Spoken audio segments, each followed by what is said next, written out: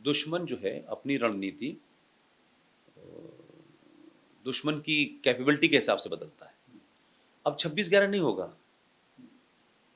तब से लेके अब तक एक लंबा सफर हो गया। अब जिस किस्म का युद्ध चल रहा है, उसकी एक ही बानगी आपको बताता हूँ। यहाँ की फोर्सेस ने और बाहर, चाहे कोरोना आया तो बाहर का मीडिया ने क्या कहा, अंदर के मीडिया ने क्या कहा। हमारे देश में दिल्ली के दंगे कैसे हुए, बंगलौर में कैसे हुआ, बंगाल में क्या हुआ।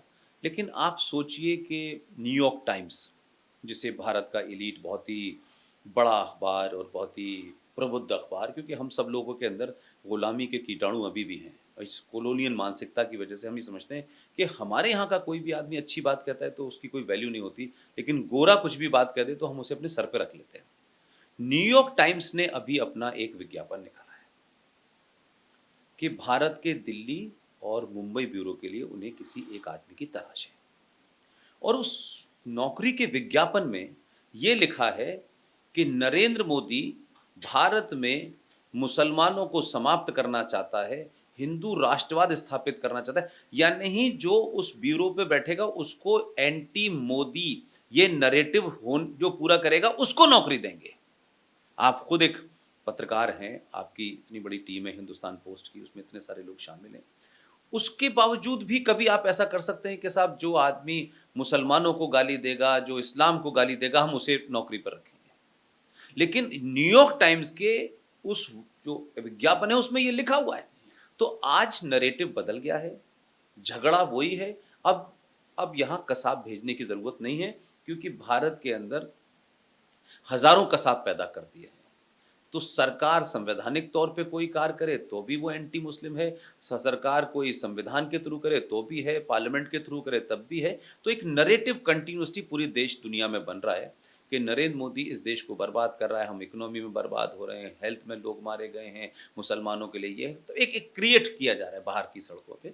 और उसी की वजह है कि इंग्लैंड का जब चुनाव हुआ तो आपको याद होगा कि वहाँ की लेबर पार्टी में से भारत के मुसलमानों ने, बांग्लादेश के मुसलमानों ने, युगांडा, सूडान, यहाँ के मुसलमानों ने, जिनको शायद कश्मीर उन्होंने देखा भी नहीं होगा, इन लोगों ने मिलके लेबर पार्टी के ऊपर ये दबाव डाला कि हम एज ए मुस्लिम आपको वोट देंगे, लेकिन आप अपनी पार्टी में ये रेजोल्यूशन पास करें, क्योंकि great Britain is a permanent member of the security council of United nation, the highest supreme body of the United nation.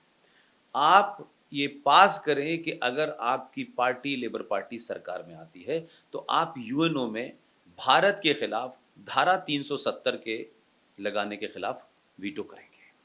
तो अब सोचिए कि हमारा देश, हमारे देश का एक हिस्सा, हम उसमें क्या करते हैं नहीं करते हैं, this is totally internal matter. लेकिन वो तमाम फोर्सेस जो भारत में नरेंद्र मोदी को चुनाव में नहीं हरा पा रही, वो उसके खिलाफ एक परसेप्शन क्रिएट कर रही हैं।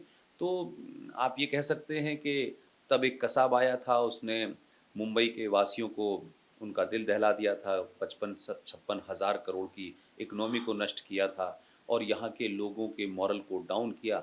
लेकिन अब शायद मुझे लगता है कि इस इंटेलेक्चुअल वॉर में, इस नैरेटिव के वॉर में, वो तमाम ताकतें कई हज़ार कसाब पैदा कर दिए हैं उन्होंने। तो इसलिए आपकी बात नहीं दुनिया मान रही, उन लोगों की बात मान रही है। इसलिए यहाँ मुसलमानों के ऊपर ऐसे वीडियो बनाए जा रहे हैं कि मुसलमान खुद ही मार रहे हैं और कहा जा रहा है हिंदू यहाँ पर मार रहा है। और बड़े-बड़े जर्नलिस्ट, जो चाहे मैं उन किसी का नाम नहीं लेना चाहता, आई नो वो कितने घटिया लोग हैं, लेकिन वो ये सब कर रहे हैं। और यहाँ पे बड़े-बड़े बॉलीवुड के बहुत सारे लोग, आर्मियों के अफ़सर्स की बेटियाँ, कोई वॉशिंगटन पोस्ट में आर्टिकल लिख रहा है, कोई न्यूयॉर्क टाइम में लिख रहा है, कोई गार्जियन में लिख रहा है। तो ये एक बहुत बड़ी तादाद में, क्योंकि आज के यूथ को वैसे ही इन्फ्लुएंस किया जा सकता है। तो मुझे लगता है कि काम वही हो रहा है, उसका स्टाइल और तरीका बदल